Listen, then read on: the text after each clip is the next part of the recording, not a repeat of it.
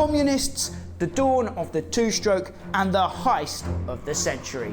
Buckle up, because things are about to get wild.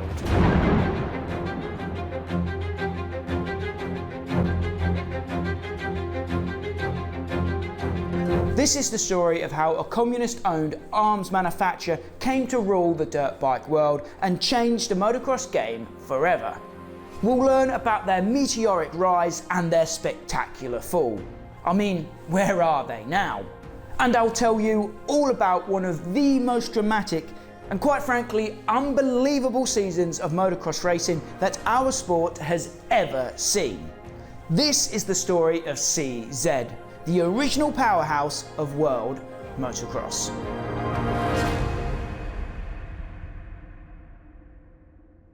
CZ is a Czechoslovakian brand, which is a country that no longer exists. And ironically, the beginning of our story takes us back to a time before Czechoslovakia was a country. The year is 1859 and the Industrial Revolution has burst out of England and swept across Central Europe. In the Czech town of Pilsen, which was in the Kingdom of Bohemia, which was part of the Austro-Hungarian Empire, an engineer named Emil Škoda had just bought a foundry and machine factory. He named it the Škoda Works, and over the next 50 or so years it would become the largest arms manufacturer in the empire, supplying the Austro-Hungarian army with heavy weaponry. And that was about to become a big business as the First World War kicked off in 1914. After the war, the empire was finished and the first Czechoslovakian Republic was formed.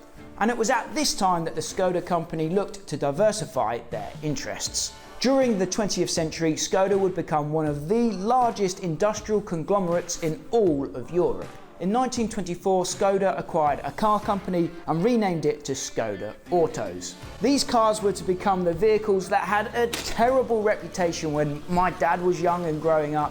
But since 2000, Volkswagen has wholly owned Škoda Autos, and I believe their reputation has recovered quite remarkably. But that's a whole other tangent. Let's get back to bikes, and this will be the last time that we hear of Škoda in this story.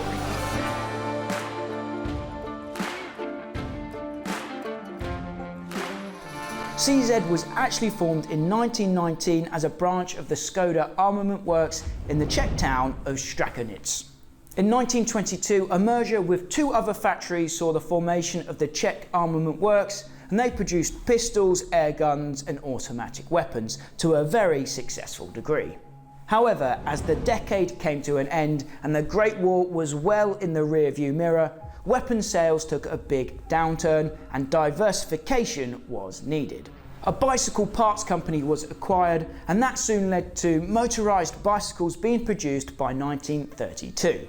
And by 1935, the first real motorcycles were coming out of the factory in Strakonec, which was obviously the home of the CZ brand. This began a boom period for the brand, and they quickly became the biggest motorcycle manufacturer in the country. But yet again, the drums of war bellowed.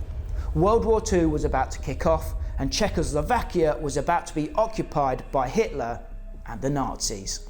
During occupation, the CZ factory was turned into a plant for the manufacture of war materials. After the war, firearms production was stopped, and the plant was to begin producing motorcycles once again. But that wasn't before another spanner was thrown in the works for the Czechoslovakian people. The Communist Party of Czechoslovakia, who were backed by the Soviets, took power in a coup in 1948. The country had entered the Eastern Bloc, and by the 1960s, Czechoslovakia was essentially a satellite state for the Soviet Union. CZ, as with most big companies in the country, was nationalised. So essentially it was owned and run by the communist government. And for the CZ brand, they set their sights on global domination.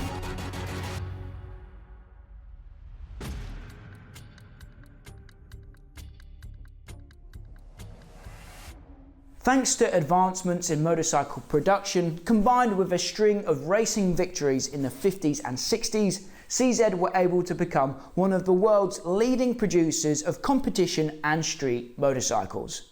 They were the second biggest manufacturer in post-war Europe. CZ did compete in the early days of Grand Prix road racing, and they also produced some successful street bikes and scooters as well. Well, they were at least successful behind the Iron Curtain and in other communist countries such as Vietnam and Cuba. But by 1972, CZ decided that they must abandon their road race ambitions in order to focus on the off-road world, which is where they were really making a name for themselves. I think the decision was also helped by the fact that racing off-road was a much cheaper endeavour. This was unfortunate timing though, as the early 70s marked the beginning of the Japanese invasion and the end of the CZ golden era. But my lord, what an era it was.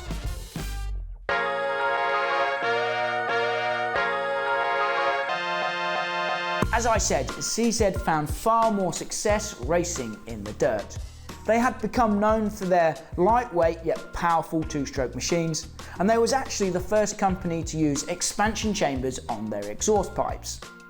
Through the 1960s and alongside Husqvarna, CZ were able to establish themselves as one of the first true powerhouses in world motocross.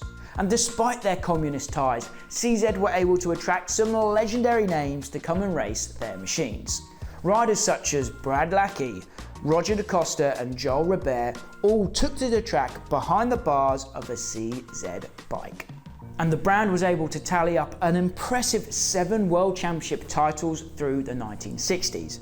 Joel Robert won their first title in 1964 as he claimed the 250cc World Championship. And their first 500cc World Championship came in 1966. That title was won by Paul Friedrichs, and it was the first of 3 in a row for Friedrichs and CZ. It wasn't just the motocross circuit where CZ excelled either. The bulletproof reliability of these machines made them massively popular in the enduro and off-road world as well.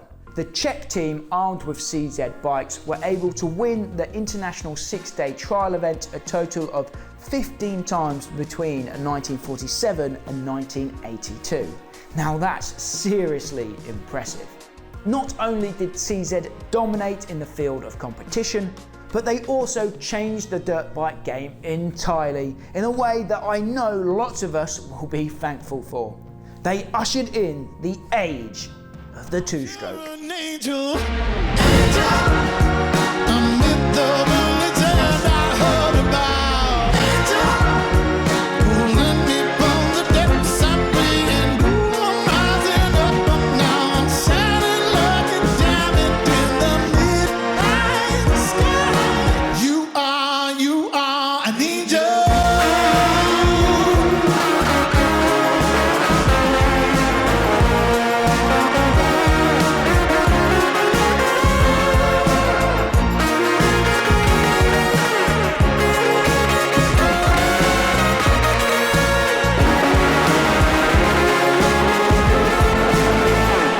The early days of Grand Prix motocross racing were dominated by big single-cylinder 4-stroke machines from companies such as BSA and Husqvarna.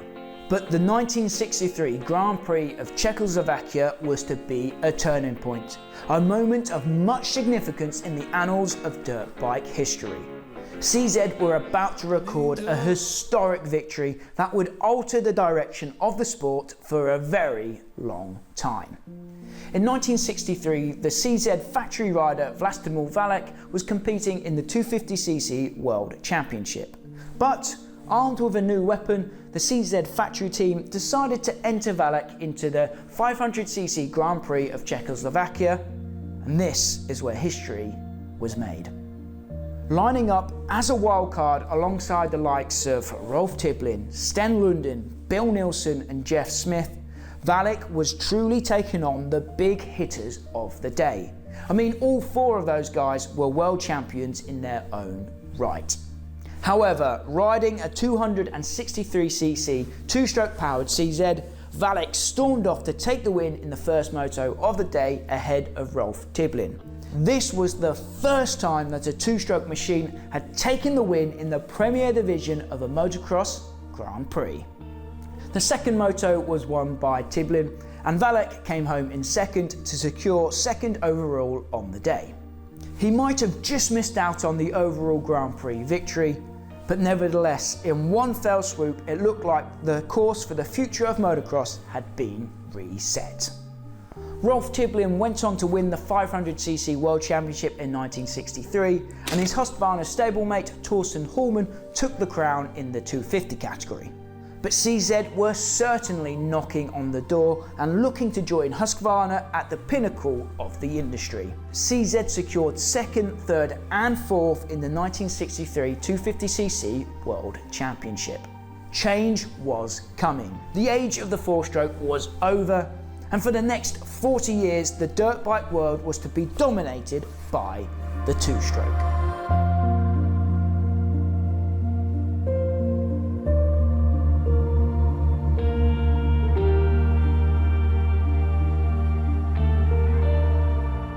The advent of relatively inexpensive and technologically advanced Japanese machines resulted in a downward turn for CZ. The Czechs lost a big market share as the communist-owned company struggled to compete with the rapid development and the aggressive pricing coming out of capitalist Japan. And ironically, CZ actually pioneered a lot of the innovations that the Japanese were now utilising to great success. CZ were being left behind. The glory days were certainly over, and the success of the 1960s was fading into nothing but fond memories. Despite their troubles and challenges, CZ were determined to fight for one last world title.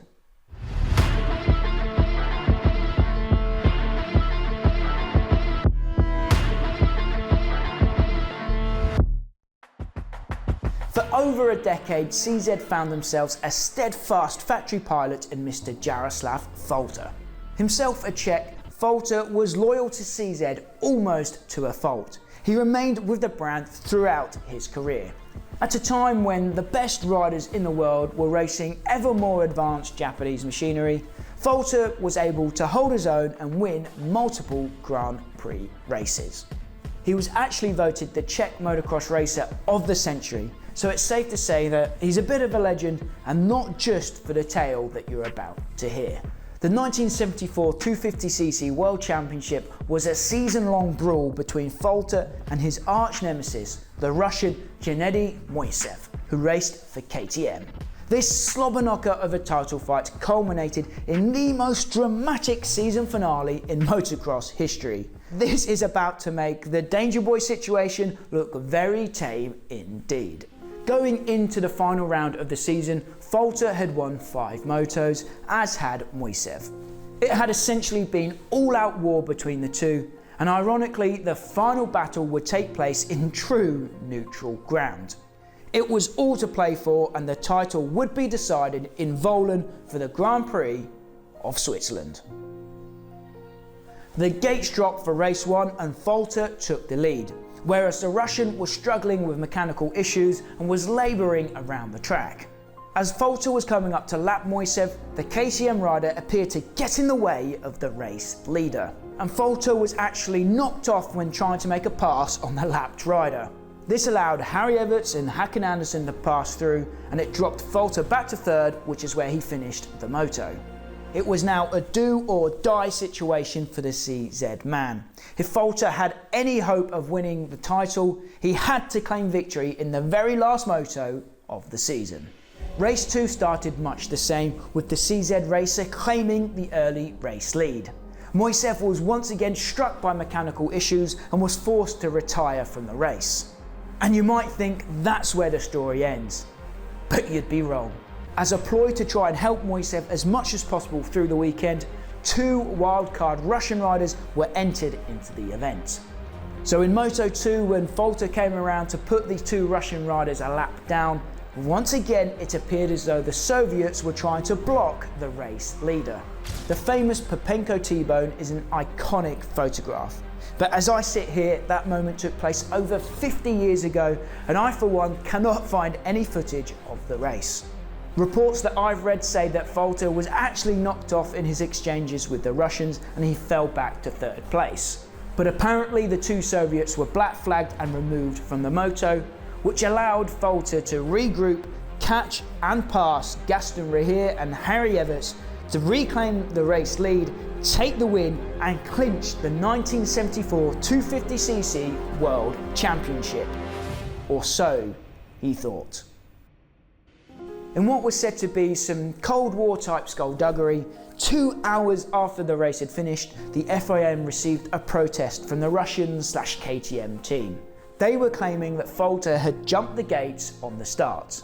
Now, like I said, I've seen no footage of this event, so I cannot say whether he did or did not jump the gates. The FIM jury, however, eventually sided with the Russians and they slapped a big penalty on Folter, which dropped him to 8th place in that second moto, essentially handing the title to Moisev and the Russians. Like I said, it was the most dramatic season finale in the history of dirt bike racing. So Folter lost the championship in heartbreaking fashion. But he did manage one huge triumph in 1974 that might have softened the blow. Jaroslav Folter travelled over to the United States in 1974 to compete in the Inter-Am series.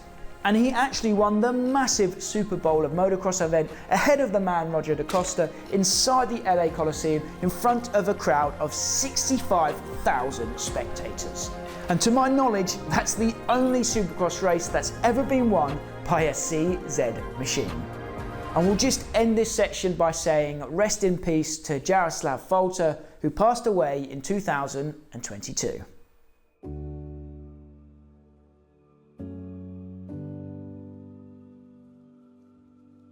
Despite the heroics and heartbreaks of Mr. Folter, it seemed as though the fate of CZ had already been decided and they were destined to doom. Communist control was holding back the Czech motorcycle industry, and year after year it became harder and harder for CZ to compete with the new world order of motocross. As an example, in 1973, this is what a CZ machine looked like. And this is what the 1976 Folter edition machine looked like, which was one of the last truly developed CZ machines. But as you can see, there doesn't seem to be that much difference, especially when you compare it to the likes of Yamaha, who went from this to this in just 8 years. From what I can find, CZ had very little impact on motocross history throughout the 1980s. I mean, it was somewhat of a turbulent time for the Eastern Bloc countries. Soviet communism wasn't working and the Iron Curtain was coming down. In 1989, thanks to the peaceful Velvet Revolution in Czechoslovakia, democracy was restored to the nation. And in 1992, amid growing nationalist tensions, the country was actually split into 2 separate states, the Czech Republic and Slovakia. But if we just go back a second, the 1976 Folter replica was the last real attempt from CZ to try and sell bikes in the USA. Until 1989, when CZ came back and released what was essentially a repackaged 1976 Folter edition machine. And obviously the American market wasn't very interested in a vintage bike like that, and the project didn't work out very well at all. CZ survived the end of communism and continued on into the early 90s when they made one last push to find their former glory with the release of a 125cc machine. And again, that project didn't work out very well either. Motocross Action actually had one of those bikes on test back in the day, and they said it was a weird thing with weird design choices, like the cast triple clamps being encased within the fork legs. In 1993, the CZ motorcycle business was bought by Cagiva as the Italians looked to broaden their off-road empire. But by the end of the decade, Cagiva were falling on hard times themselves and were in massive financial trouble. And by 1997, the venture with CZ had failed. And that was the end of the brand in the two-wheeled world. The name does live on though in Strakonitz, as the plant still produces forklifts and components for the automobile industry. I've made quite a few videos like this one where we look back at the history of motocross and the brands and companies that paved the way for what the sport has become today. And I have to say that the CZ tale was one of my favourite histories to learn about. I mean, it was fascinating, right? It seems crazy to me that a brand that had so much success in the sport and made such an impact on the industry can just poof and vanish. Let's hope that something like that doesn't happen again.